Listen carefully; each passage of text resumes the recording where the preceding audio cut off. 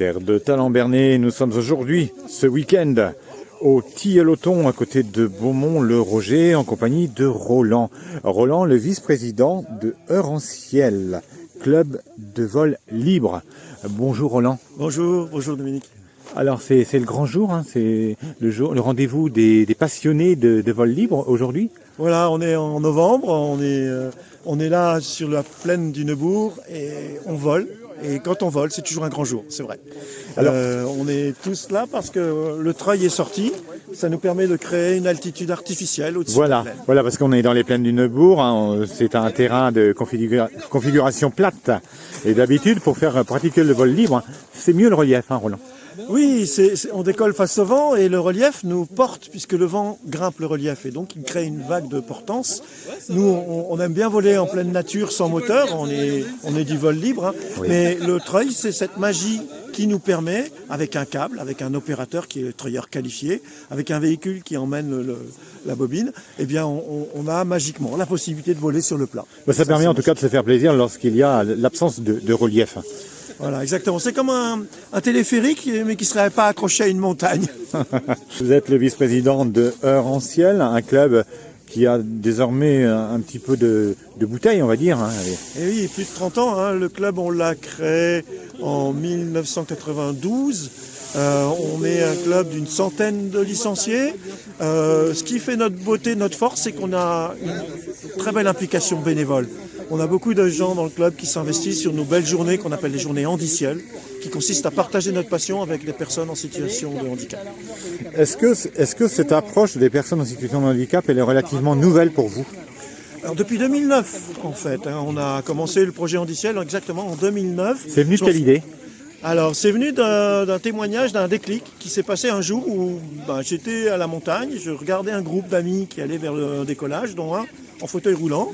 Et son fauteuil était un peu bizarre, il y avait un parachute accroché derrière, donc je regarde tout ça, et je les vois décoller, enfin s'entraider d'abord, et puis le gars en fauteuil est prêt, et je me rends compte qu'il va décoller tout seul. Et là, je le vois décoller, je le vois voler avec les copains, et vraiment magnifiquement, très doué, très au-dessus de la grappe, comme on dit dans notre jargon. Et là, j'admire et je me dis, génial, je suis fanat de faire des biplaces. Et là, si lui arrive à voler tout seul en fauteuil, ce type de fauteuil, je dois pouvoir emmener des gens et je volerai en biplace avec des personnes. Donc l'idée, elle est née comme ça, elle a fait son chemin depuis 2009. Vous en avez fait voler depuis des personnes en situation de handicap. Ici même au Tilleloton, on a fait plusieurs journées handiciel puisque on vient là quand le vent est ouest-sud-ouest. Et là, on a fait 2 ou 3 belles éditions d'Handiciel. On est soit à Quillebeuf, soit à Surtoville, enfin, voilà. Nous, on est sur des routes où on a un accord avec la commune, un accord avec les riverains pour décoller face au vent, là où il n'y a pas d'obstacle, de lignes, de haies, de lignes téléphoniques. Alors, ces personnes en situation de handicap, lorsqu'elles ont effectué leur vol, c'est peut-être pas leur premier vol, il y a de l'initiation sans doute, et puis peut-être d'autres vols qui se poursuivent par la suite. Quel est leur ressenti à l'issue d'un vol comme ça ? C'est toujours pour nous, c'est ce qui nous donne de la pêche d'ailleurs. C'est toujours pour nous une source d'émerveillement de voir ce sourire, cette banane qu'ils ont quand ils ont volé avec nous. Alors certains, c'est leur premier vol, hein. On accueille bien sûr à chaque fois des nouveaux et des anciens qui en redemandent. Mais quand c'est quelqu'un qui a jamais volé, on s'applique pour la mise en confiance. Il peut y avoir bien sûr un peu d'appréhension au départ. Voilà, on sent l'appréhension, on sent la confiance qui est nécessaire. Quand quelqu'un se confie à nous, un passager qui a jamais volé, déjà il nous met beaucoup de confiance. Mais quelqu'un qui est handi, la confiance est décuplée parce qu'il est vraiment en position de s'en remettre à notre compétence, de s'en remettre à notre travail d'équipe pour le faire voler. Et du coup, cette confiance-là, il faut l'aider. Et en expliquant bien et en accompagnant la personne pour que mentalement elle soit heureuse et bien dans le vol, bien à l'aise. Mais à chaque fois quand on revient, quand on pose, c'est toujours ce sourire qu'on voit. Et puis souvent on entend ces paroles qui nous font du baume au cœur, qui nous disent « j'ai oublié mon handicap pendant le vol ». Finalement, oui, j'allais vous le dire Roland, finalement, ils sont comme les autres. Voilà. Des personnes ordinaires. À égalité, ils deviennent plus légers et comme les autres. Voilà. Ils ont réussi à surmonter en tout cas une forme de handicap qui est ce handicap des personnes ordinaires qui n'oseront pas franchir le cap pour faire le vol libre. Eux, au moins, ils l'ont fait. C'est clair que ce pas en avant, cet élan qui est le leur, même si c'est en fauteuil, eh ben c'est un élan qui est dans leur cœur, dans leur tête, dans leur mental, et c'est beau à voir. Alors il y a certes des personnes en fauteuil, mais il y a des personnes qui sont en situation de handicap, mais pas forcément en fauteuil non plus. Oui, tout à fait. On a des personnes avec un handicap invisible, quelqu'un qui peut être autiste, ça nous est arrivé plusieurs fois récemment d'emmener des personnes avec un trouble autistique ou même une personne non-voyante. Ah oui. Alors on me demandait, mais qu'est-ce qu'il peut ressentir, qu'est-ce que Fred peut ressentir, il voit pas. Mais justement, cette légèreté de l'air. La sensation de portance, de légèreté, voilà. Elle est là et c'est un plaisir, c'est une sensation qui est délicieuse à éprouver même quand on n'y voit pas. Ce sont des initiés spécialement aujourd'hui. Hein. Alors on a plusieurs types de public aujourd'hui. On a des pilotes aguerris qui viennent s'entraîner parce que chaque vol, c'est un entraînement, à lever la voile au-dessus de la tête, à prendre son élan, à la mettre bien symétrique, à prendre son élan. Et puis on a des piou-piou, on appelle les piou-piou, c'est des jeunes pilotes qui sont encore en mode progression, qui sont en début de carrière de pilote, qui sont là ici encadrés, supervisés pour être propres dans leur gestuelle et leur gonflage. Et on a même des pilotes biplaces qui sont là avec leurs passagers, qui sont en train de finir la validation de leur parcours, leur qualification de pilote. À partir de combien de temps, Roland, peut-on dire que l'on est qualifié? Bon, la validation du parcours, par exemple. Alors, on peut voler tout seul, en autonomie, accompagné avec quelqu'un qui est pas loin, qui peut regarder avec toi, au bout de, on va dire, 2 fois 5 jours de stage. Oui. Les compétences s'acquièrent au 3e jour d'un stage, on vole tout seul, sur ce qu'on appelle une pente école. C'est-à-dire que le débutant, il a été éprouvé, vérifié qu'il savait faire la bonne gestuelle pour gonfler sa voile, courir, l'afaler comme il faut, faire des virages au sol. Ça s'appelle de la course pilotée. Et ça, c'est le 1er jour. Après la prise en main du matériel, hein, bien sûr. Et au 2e jour, on affine encore ça. On fait des sauts de puce, des ras-mottes, ras la pente. Et au 3e jour, on va vers le grand vol. Le premier grand vol avec, bien sûr, un moniteur en haut et un moniteur en bas et la radio. On sent à travers les paroles de Roland la passion. Vous êtes passionné de vol libre depuis longtemps, Roland? Oui, j'ai commencé dans les années 89-90 et quand j'ai commencé, ma femme m'a dit, Roland, parapente quand même, faire attention, vole pas tout seul, s'il te plaît. Elle était un peu soucieuse. Hein. Voilà, ce qui peut se comprendre, c'est une activité avec un certain risque. Et du coup, pour pas voler tout seul, j'ai créé le club, en fait, on va dire. Et vous l'avez initié justement pour voler tout seul, vous avez dit, viens avec moi, non? Alors je l'emmène quelques fois, ma femme en biplace, quand les conditions lui plaisent et quand on est en vacances. Parce qu'il fait beau. Quand il fait très beau, voilà, en hiver beaucoup moins. Ouais. Vous auriez une ou des anecdotes à nous relater? Alors des anecdotes, j'en ai plein. Les anecdotes vont autour à la fois du vol et du retour, parce que quand on fait des kilomètres en vol, on revient en stop. Parfois on peut aller loin, là où le vent nous mène, à partir quand on s'élance d'un relief, on va très loin parfois. Et oui, l'anecdote peut être la rencontre avec un oiseau en plein ciel qui vous aide à aller plus loin, parce que vous étiez en train de vous dire où je vais poser, et tu poses. Mon record, c'est 234 km de mon point de départ. Oui.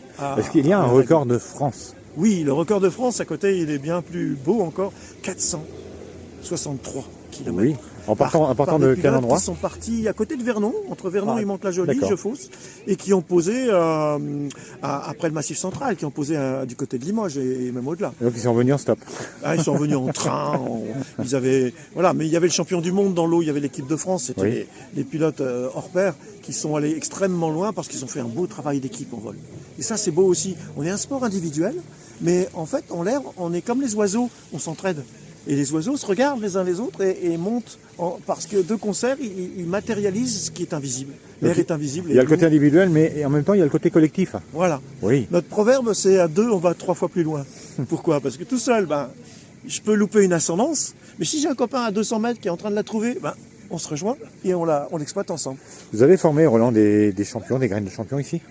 Alors, le champion du monde, Honorin Amar, il a fait sa première compétition à 10 km d'ici avec nous, une compétition organisée par notre club, une compétition de distance donc, et Honorin d'Avranches, donc il n'est pas du club, voilà. Mais il a fait tellement de chemin depuis cette année, de cette première manche qu'il a gagnée, qu'il est devenu depuis champion du monde de parapente de distance. C'est une fierté pour vous, j'imagine. Ah bah Honorin, on l'a connu gamin, hein, il avait 17 ans, là il doit avoir une trentaine maintenant, et c'est beau d'avoir un Normand comme ça qui est champion du monde, ça nous fait du bon au cœur aussi ça. Bon, ça c'est le petit côté chauvin, et c'est normal. À partir de quel âge peut-on pratiquer le vol libre? Alors, si c'est en biplace, on peut avoir 3-4 ans, bon souvent les gamins comme ça c'est parce que leurs parents les emmènent, mais en fait c'est 14 ans la réponse pour voler tout seul.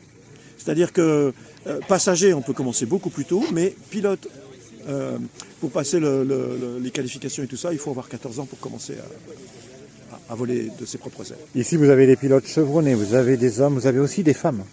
Et oui, c'est pas un sport physique. Et on ne se comprend pas bien pourquoi il y a une majorité d'hommes. C'est vrai qu'on aimerait être beaucoup plus mixte, comme dans notre club, on a 20% de femmes seulement, c'est pas assez. Mais c'est en train de progresser à ce niveau-là. Bon, l'appel est lancé en tout cas sur notre réseau, hein, qui a beaucoup de membres, Terre de Talent Bernay. Vous recherchez davantage de femmes pour compléter vos effectifs. Pour aller vers la mixité de notre pratique, Ça viendra. qui est une belle pratique en plein ciel de la Normandie. Merci infiniment Roland. On peut donner les coordonnées du club, hein, pour celles et ceux qui voudraient s'initier à un vol.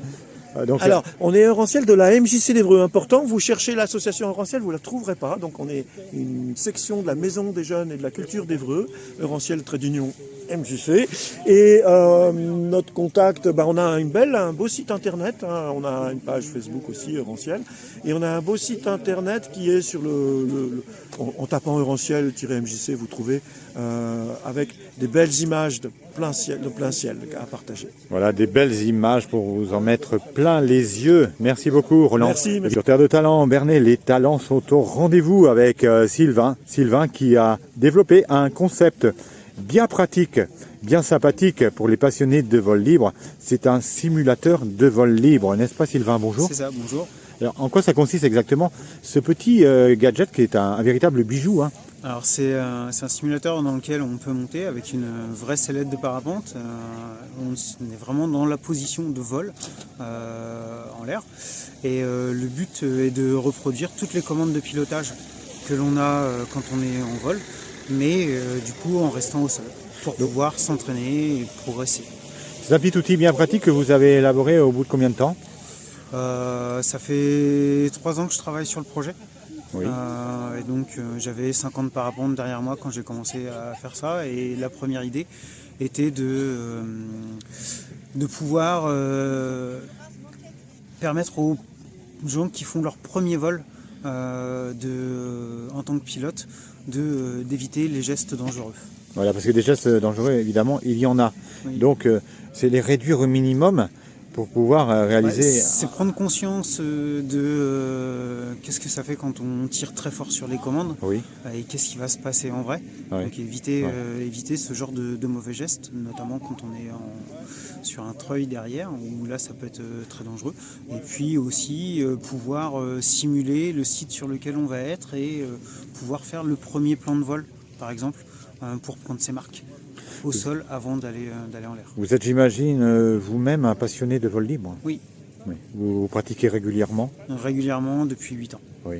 Donc voilà, c'est un outil qui est bien pratique et vous le commercialisez auprès des passionnés comme ici avec l'association Euranciel? Alors je le commercialise, mais je fais aussi des prestations de coaching ou de l'organisation de challenge ou de compétition sur simulateur pour pouvoir challenger un peu les pilotes et les sortir de leur zone de confort. Oui, parce que souvent quand on est installé comme ça, on voit pas trop le danger, hein. On est plein, rempli d'adrénaline et puis on voit pas tous les à côté. Pourtant c'est super important ça d'appréhender le danger. Ouais. Et là du coup il y a aussi des exercices qui permettent de voir les situations dangereuses. De simulation, oui. Ouais. Et quand on a acquis toutes ces bases là, on se dit, j'imaginais pas qu'il puisse y avoir autant de dangers lorsqu'on pratique le vol libre. Alors il y a ça, et puis... on fait plus attention après, oui. Lorsqu'on est dans la pratique. Oui, tout à fait. Oui. Parce qu'un accident peut être fatal, mais ne l'oublions pas. Et on peut vous contacter où pour plus d'informations? Sur LinkedIn ou sur Facebook, en cherchant PHT, Parapente Home Trainer. Merci beaucoup pour ces quelques impressions. Merci. Les impressions d'un passionné de vol libre. Patrick, bonjour Patrick. Bonjour. Qu'est-ce qui vous motive dans le vol libre? Alors déjà, la première des choses, c'est de voler, Ouais. bien entendu. Presque Et au niveau des d'être en oiseaux. l'air. Voilà, Ouais. d'être en l'air. Ça c'est magnifique. D'avoir la terre à ses pieds, et d'être haut, c'est bien. Oui, ça vous plaît Et depuis combien de temps après- ça, Patrick? Ça fait 5 ans que j'en fais. Je reste débutant.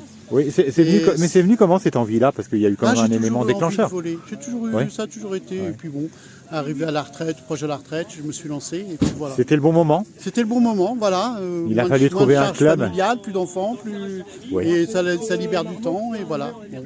Il a fallu alors trouver un club? Oui, je me suis renseigné auprès de chez moi. Il y avait le club Oranciel. Oui, d'accord. Voilà. Donc C'était Et une puis, aubaine. C'était une aubaine. Et ça a permis aussi de passer de bonnes journées avec les copains. Saison propice, c'est l'été. Parce qu'il y a des thermiques, des courants d'air chaud qui montent. Si on se met dedans, et ben on monte aussi. D'accord. Et on peut rester en l'air. Voilà. Merci beaucoup Patrick. Je vous en prie. La qualification se joue à un fil, non?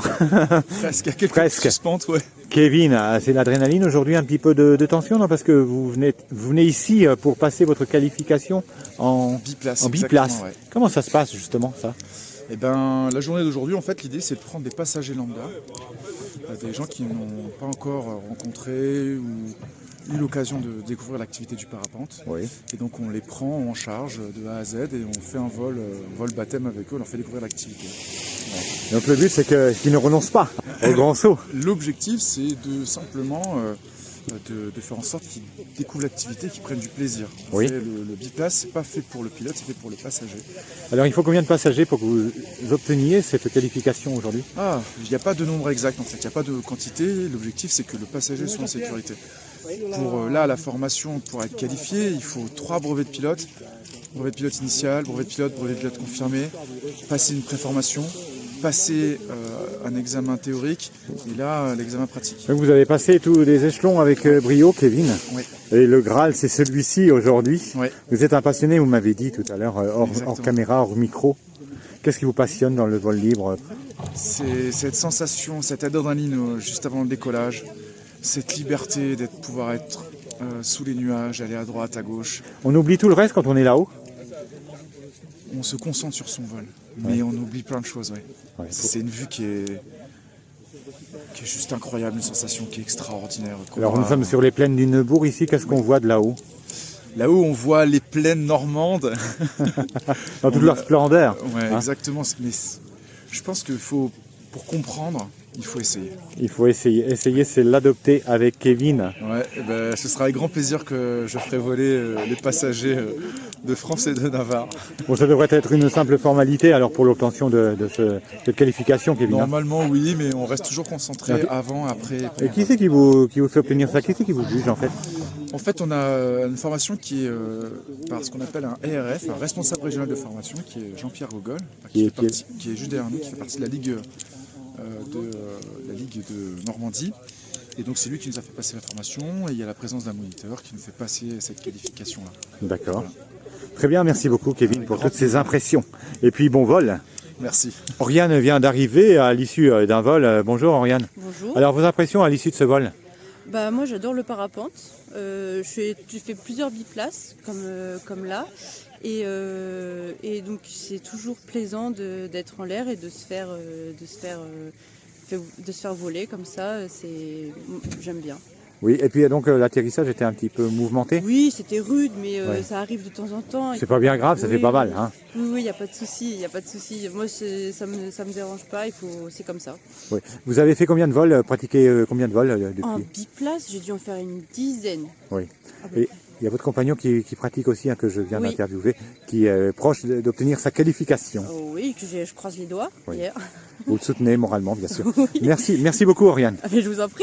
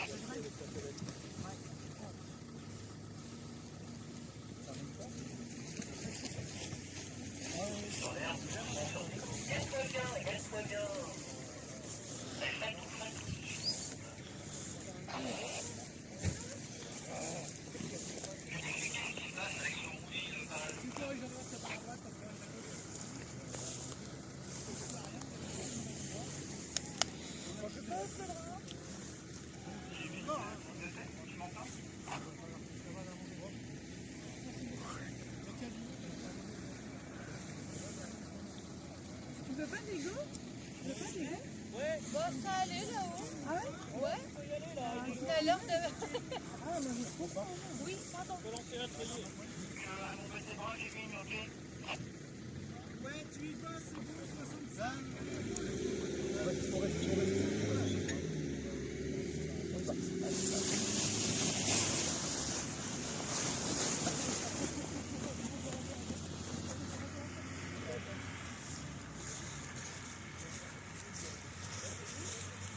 Pardon? Ouais, ok. Bah déjà, tu vas me faire un petit signe de tête, mon Patrick. Oh, super. Donc là déjà, on s'assure que la liaison radio fonctionne. Donc c'est pour ça que j'ai demandé d'y faire. Voilà, une question de sécurité, une approbation, comme quoi ça fonctionne, voilà, Ouais. que tout est OK. Et donc là, on attend le treuil. Il y a un deuxième treuil qui tourne. Donc on attend son retour. Et Ouais. après, nous, on va partir à notre tour. Et après, c'est parti pour le décollage. Alors là, on voit 50, 100, 150 kilos, c'est quoi ça? Ça, c'est la charge qu'on applique donc justement pendant la treuillée. Oui. Donc là, pour un pilote donc type Patrick, on va être dans une centaine de kilos au niveau traction. On peut en tracter jusqu'à combien? On monte généralement jusqu'à 130. Oui, donc il y a de la marge. Ok, bah nous on est prêts. Patrick, ok.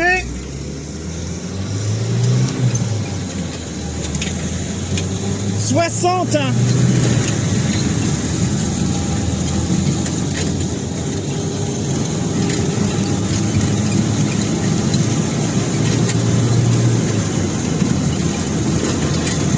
Joli Patrick, t'as remis dans l'axe. Super.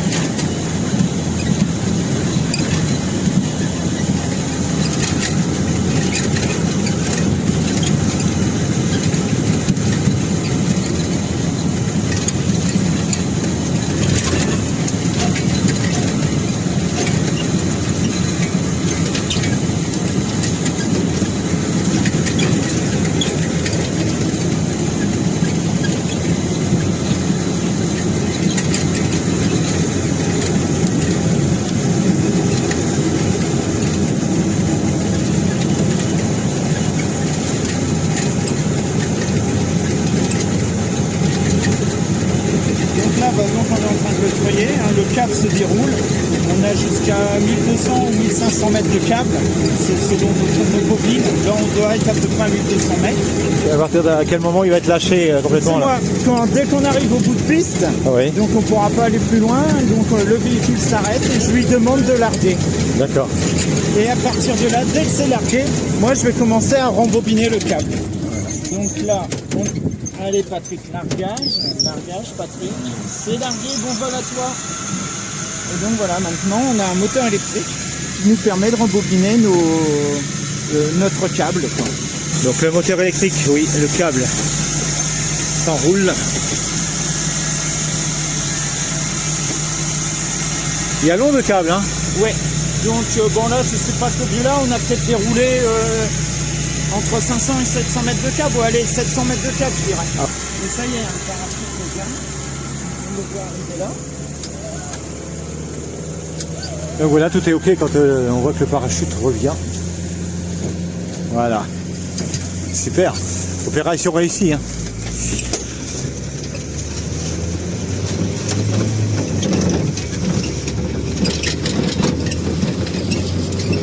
Et voilà, une treuillée de fête.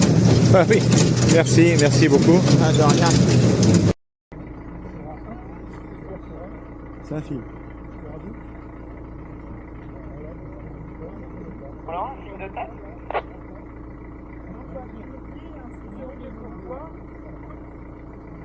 D'accord, et on y va.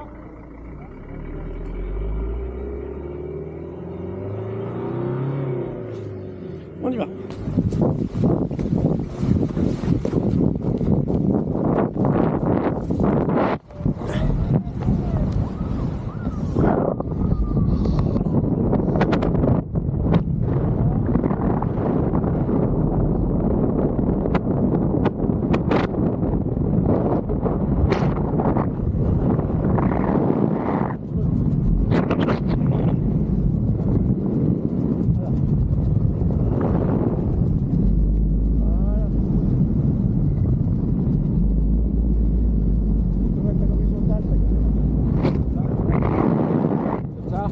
pour voir le câble. À gauche.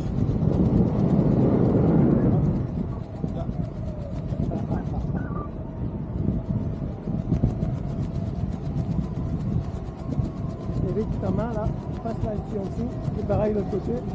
Et là tu seras bien mieux. Voilà, latéral s'il te plaît, caméra comme ça. Voilà.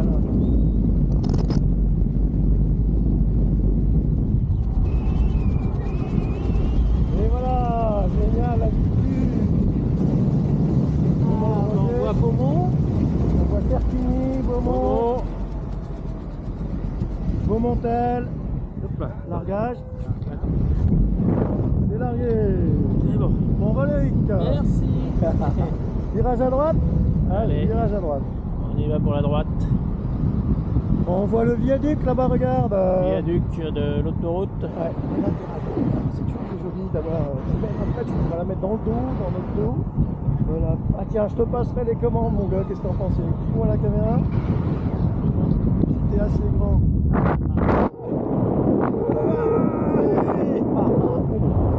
Voilà. On est parti de là-bas et on fait cap vers l'atterrissage. Plus haut que les éoliennes.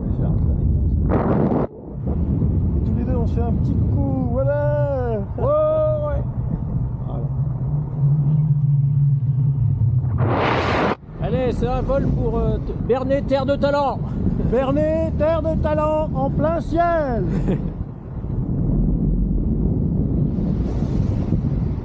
Bon, les pilotes sont feignants, Euranciel, il faut piloter les passagers. Ouais, c'est ça.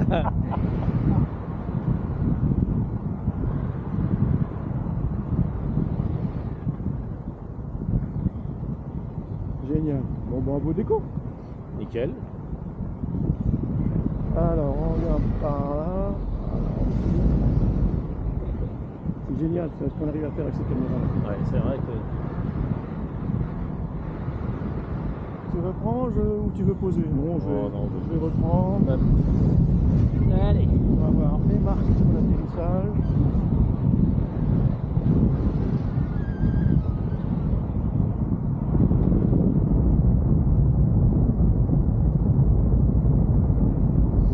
Là, j'ai intérêt à poser bien parce qu'il n'y a pas de laisser la placeur qui tombe là. Bah ouais.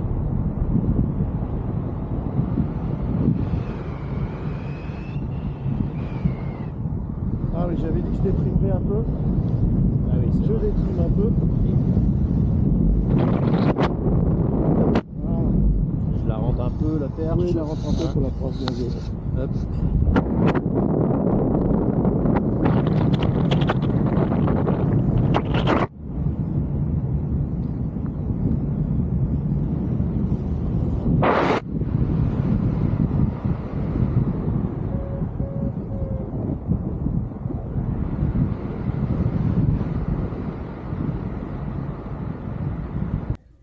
Quand elle clignote Ouais, rouge, c'est ouais. Et check mon Eric, yes. Voilà, impeccable.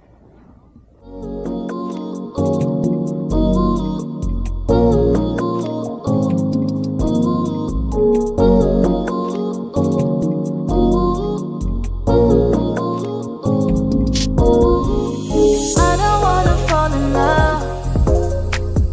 I just wanna have some fun, yeah.